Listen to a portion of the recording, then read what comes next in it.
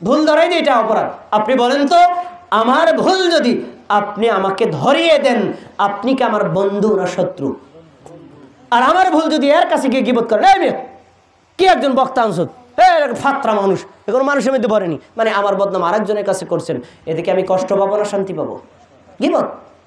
তা আমি তো ভাই আপনার বন্ধু, আপনার পরকালীন কল্যাণ চাই, তার জন্য আপনাকে আমি ভুলটা ধরাই দিচ্ছি। মানলে মানেন আলহামদুলিল্লাহ, না মানলে নাই, আপনি আমাকে শত্রু বানাবেন কেন? আসুন আরো কয়েকটা। তারপরে 8 নম্বর, ইস্তেহাদ সম্পর্কে আহলে হাদিসের মন্তব্য কি? ইস্তেহাদ শব্দের অর্থ হলো গবেষণা। ইসলাম পরিপূর্ণ, কোরআনের মাধ্যমে হাদিসের মাধ্যমে ইসলাম পরিপূর্ণ হয়ে গেছে। ইসলাম ধর্মের যত নিয়ম কানুন, প্রত্যেকটা নিয়ম কানুন কোরআনেও আছে, হাদিসও আছে। জানেন না, দুর্বলতা আপনার।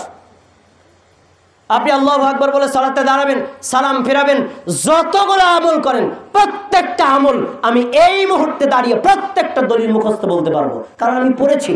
আর আপনি পড়েন নাই আর বলছেন ভাই সব কি হাদিসে থাকে নাকি? হুজুরের কথা মানতে হবে, সবকে হাদিসে থাকে নাকি? পিসাবের কথা মানতে হবে, সবকে হাদিসে থাকে নাকি? 10 জন যা করে তা মানতে হবে। আপনি হাদিস পড়েন নাই, তাই আমি তো পড়েছি, আমি জানি। তাহলে আমরা কি বলি? আমাদের কথা হলো ইসলামের সব বিধানগুলো কোরআন হাদিসে দেওয়া আছে, অতএব ইসলাম পূর্ণাঙ্গ ওভাবে মানতে হবে। তবে নতুন নতুন যে বিধানগুলো আসতেছে এগুলোর জন্য ইস্তেহাদ কিয়ামত পর্যন্ত চালু থাকবে। উদাহরণ, এই যে আমি এখন মাইক দিয়ে কথা বলছি, এই মোবাইল দিয়ে ভিডিও করছি, আমাদের নবী কি করছেন? ভাই করছেন? এই যে মিনারেল ওয়াটারে পানি খাচ্ছেন, নবী সাল্লাল্লাহু আলাইহি ওয়াসাল্লাম এই ওয়াটারে, এই বোতলে পানি খাইছেন? জায়েজ না হারাম? দলিল দেন। উত্তর, এই কাজটা ইসলামী শরীয়ত না, এই মাইক্রোফোনটা ইসলামী শরীয়ত না, এর জন্য দলিল লাগবে না। এই কাজটা আমি যে করছি, এই কাজটা কি দিয়ে করছি, কি করছি এটার উপর নির্ভর। এই মাইক দিয়ে যদি গান বাজনা বাজাই তাহলে কি হারাম, আর এই মাইক দিয়ে যদি কোরআন তেলাওয়াত করি তাহলে কি নেকির কাজ। তার মানে এই দুনিয়াবি বিষয়ে গবেষণা হবে, আলেমরা ফতোয়া দিয়ে বলবে ফেসবুক চালানো জায়েজ নাকি না জায়েজ, ইউটিউব চালানো জায়েজ নাকি না জায়েজ, এগুলো নতুন আবিষ্কার। কিন্তু আলেমরা ফতোয়া দিয়ে নামাজের ইবাদতের পদ্ধতি পরিবর্তন করতে পারবে? পারবে? ফজরের ফরজ কয় রাকাত পড়ি আমরা? তাহলে আজকে আলেমরা বাংলাদেশের সব হুজুরা মিলে বলবো আপনারা 3 রাকাত পড়বেন, হবে? তার মানে কি ইসলামী শরীয়তে যেটা স্পষ্ট দেওয়া, ওখানে কারো কোনো ইস্তেহাদ গবেষণা চলে না। ওটা আল্লাহ নবী যেভাবে বলেছেন সেভাবেই করতে হবে, সাহাবীরা যেভাবে করেছেন সেভাবেই করতে হবে। আচ্ছা, এবার আসেন আমাদের মানহাজ কি? মানহাজ আমরা অনেকে জানি না। মানহাজ আরবি শব্দ, মানহাজ শব্দের অর্থ হলো মেথড, ইংলিশে বলে, বাংলায় বলে পদ্ধতি। ভাই আপনারাও কোরআন মানেন, আমরাও মানি, আপনারাও হাদিস মানেন, আমরাও মানি, তাহলে আপনার আমাদের সাথে দ্বন্দ্ব লাগছে কেন? দ্বন্দ্ব হলো মানহাজগত ভিন্নতার কারণে। মানহাজটা কি? মানহাজ হলো কোরআনে আল্লাহ যা বলেছেন, আমাদের নবী যেভাবে ব্যাখ্যা করেছেন ওইভাবে মানা বিশুদ্ধ মানহাজ। হাদিসে আমাদের নবী মুহাম্মদ সাল্লাল্লাহু আলাইহি ওয়াসাল্লাম যেভাবে যা বলেছেন করেছেন, হুবহু ওইভাবে আমাদের সাহাবীরা আমল করে দেখেছেন। এই সাহাবীদের দেখানো নিয়ম অনুযায়ী করা, এটা বিশুদ্ধ মানহাজ। কোরআনের আয়াত নিজের মন গড়া ব্যাখ্যা করা, হাদিস নিজের মন গড়া ব্যাখ্যা করা, পীরের মতো ব্যাখ্যা করা, বুজুর্গের মতো ব্যাখ্যা করা, এলাকার মতো ব্যাখ্যা করা, বাংলাদেশের তরিকা অনুযায়ী ব্যাখ্যা করা, আপাশি এলাকার নীতি অনুযায়ী ব্যাখ্যা করা, ভিন্ন তরিকা ব্যাখ্যা অনুযায়ী করা, এটা হলো ভ্রান্ত মানহাজ। আমরা বলি পৃথিবীর মানুষ যদি আটলান্টিক মহাসাগরেও থাকে, সে যদি বলে সে মুসলমান, তাহলে অবশ্যই তাকে কোরআন আর হাদিস, নবী আর সাহাবীদের নিয়ম অনুযায়ী মানতে হবে। নবী সাহাবীদের বাইরে পীরের তরিকা, বুজুর্গের তরিকা, আলেমের তরিকা, এলাকার তরিকা, মুফতির তরিকা, মানহাজের তরিকা, এলাকার তরিকা, কারো তরিকা চলবে না। তো নবীর তরিকা, সাহাবী তরিকা মানতে বলা, এটা কি অপরাধ? বলেন আপনারা কে আছেন দাঁড়াইয়া বলবেন নবীর তরিকা মানতে রাজি নেই? কে আছেন? কেউ নাই। সাহাবীদের তরিকা মানবেন না? কেউ নাই। তার মানে আমরা এই বিষয়ে একমত। মানহাজ কত বিষয়ে ভিন্নতা। আমরা যারা মাযহাব মানি তাদের মানহাজ কি? আমাদের হানাফি মাযহাবে যেভাবে আছে ওইভাবেই। মালিকি মাযহাব যারা মানে তারা আমাদের মালিকি মাযহাবে যেভাবে আছে সেভাবেই। যারা শাফি মাযহাব মানে তারা বলে শাফি মাযহাবে যেভাবে আছে সেভাবেই। যারা হাম্বলি মাযহাব মানে তারা হাম্বলি মাযহাবের তরিকা অনুযায়ী ভাবেই। কিন্তু আহলে হাদিসের মানহাজ কি? আমার নবী করেছেন যা আমি তা করব, আমার নবী বলেছেন যা আমি তাই মানব, আমার সাহাবীরা করেছেন যা আমরা তাই করব, সাহাবীরা যা নিষেধ করেছেন আমরা তাই ছেড়ে দেব। এটা কারোর সাথে মিললেও ভালো, না মিললেও ভালো। তো এটা কি অপরাধ? না। আসুন আরো তারপরে 11 প্রশ্ন। ভাই আপনারা তো আহলে হাদিস নতুন হইছেন, বাপদাদারা বলে জীবনে শুনি নাই। আমার বাপদাদা 14 পুরুষ চলে গেল, জীবনে তো বুকের উপর হাত বাঁধলো না, জীবনে তো রুকুর আগে পরে হাত উঠাইলো না। আপনারা নতুন কোথাতে আছেন? আপনারা কোথাতে আছেন? আপনাদের সেন্টার কই? ওই অনেকে আমাদের ব্যাপারে মিথ্যা তথ্য দেয়, ওদের সেন্টার হলো ইসরায়েলে। নাউজুবিল্লাহ। ভাই কিয়ামতের দিন আপনার ঠোঁটের জবাব আল্লাহর কাছে দিতে হবে। আপনি যে বললেন আমাকে ইহুদিদের দালাল, যদি আমি সত্যিকারের দালাল না হই, কিয়ামতের দিন আমি প্রত্যেকটা মিথ্যা তথ্যের কড়াই গন্ডায় বুঝে নেব, তখন আপনার পরিণতি কি হবে? আমাদের মার্কাজ আছে, আমাদের মার্কাজ কি? মক্কা। আমাদের মার্কাজ কি? মদিনা, যেখানে আল্লাহর নবীর নিকটে আল্লাহ তাআলা জিবরাইল আলাইহিস সালাম কোরআনের ওহী নিয়ে পাঠাতেন। বাংলাদেশে জিবরাইল আসছে, ওহী নিয়ে আসছে? বাংলাদেশের ইসলাম তো বাংলাদেশের না, মক্কা মদিনা থেকে এখানে এসেছে। অতএব আমরা গোড়ার অনুসারী, মক্কা এবং মদিনা যেখানে ইসলামের সেন্টার, আমাদের মারকাজ হলো সেন্টার। আপনি দেখেন আমরা যেভাবে সালাত আদায় করি, মক্কা মদিনার ইমাম সেভাবে সালাত আদায় করে। আমরা যেভাবে কথা বলি, মক্কা মদিনার ইমামরা ওইভাবেই কথা বলে। আমরা যেভাবে আমল করি, মক্কা মদিনার অনুসারীরা সেভাবে আমল করে।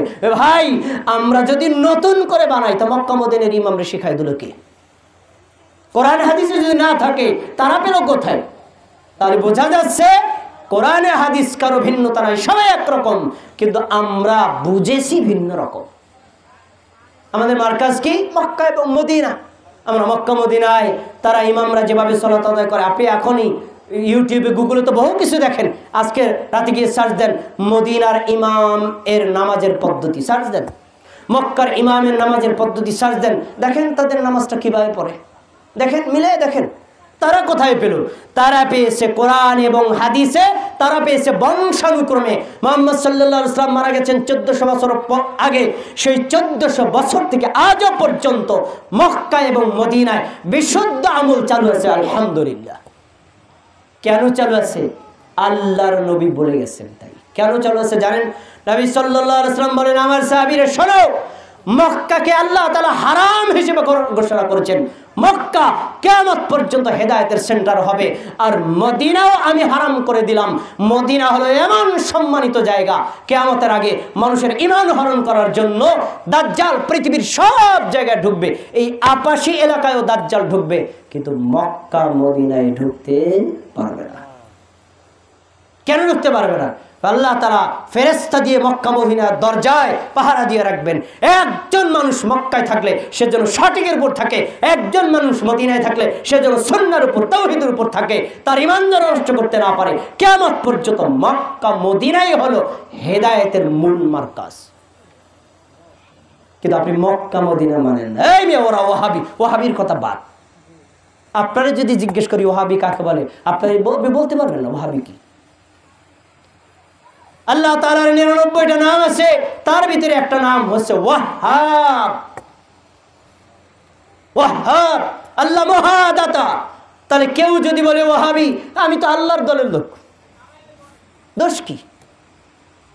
ভাই এজন্য আপনাদেরকে অনুরোধ করি, কারো মিথ্যা তত্ত্বে প্রলোভিত না হয়ে আপনারা এরকম আমাদের ব্যাপারে ক্ষিপ্ত হবেন না। আমরা একথা বলি না ভাই সারা বাংলাদেশের সব মানুষ আলে হাদিস হয়ে যাবে, এটা হবে না। বাংলাদেশ বিভিন্ন দল ফেরকার এক বিচিত্র মণ্ডিত এলাকা।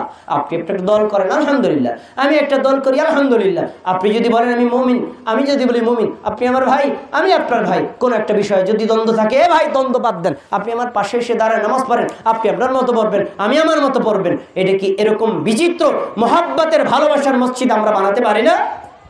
কিন্তু না, এই আপাশী এলাকায় অন্য কোনো তরিকা চলবে না। এই তরিকা আপনারা শিক্ষা দিচ্ছে কে? এই গোলামি আপনাকে শিক্ষা দিচ্ছে কে? এটা আল্লাহর ঘর না?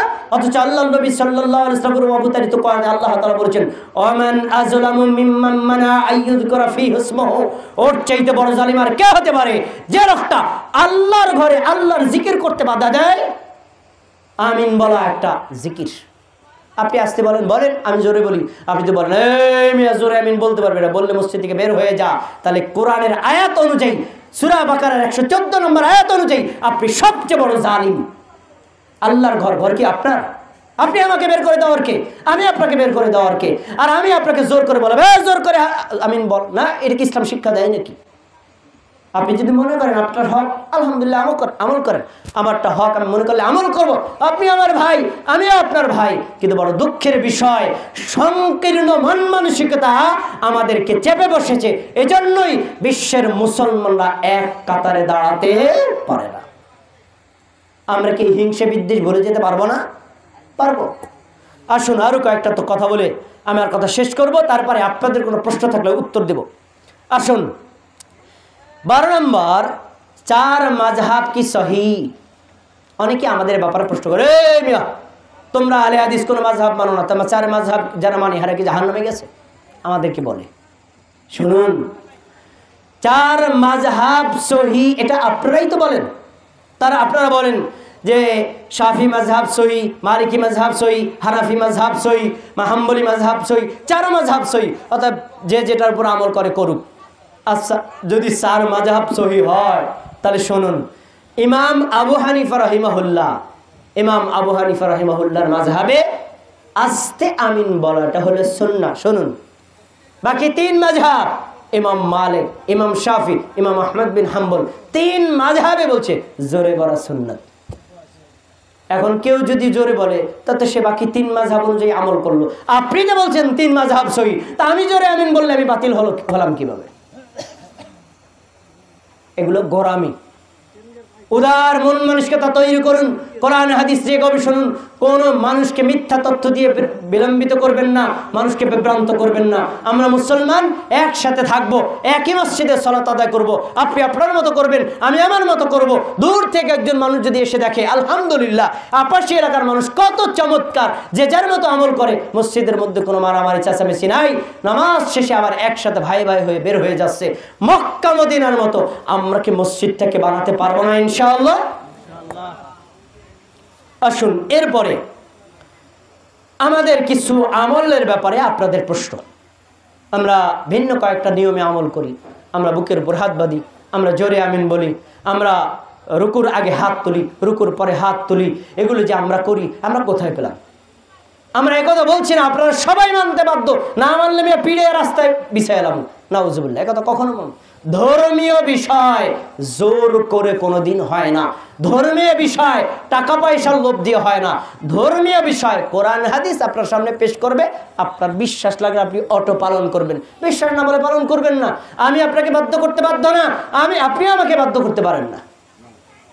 আসুন আমরা কেন এভাবে সালাত আদায় করি, আমাদের মূল নীতিতে আমি শেষ করে আমার কথাটা শেষ করে দেব, খুব মনোযোগ দিয়ে শুনুন। আমরা বলি সালাত, সিয়াম, হজ, যাকাত, দান, কুরবানি, ফরজ, ওয়াজিব, সুন্নাত, আপনি যে আমলটাই করেন, অনুরোধ এই আমলটা নবী মুহাম্মদ সাল্লাল্লাহু আলাইহি ওয়াসাল্লামের তরিকায় করবেন।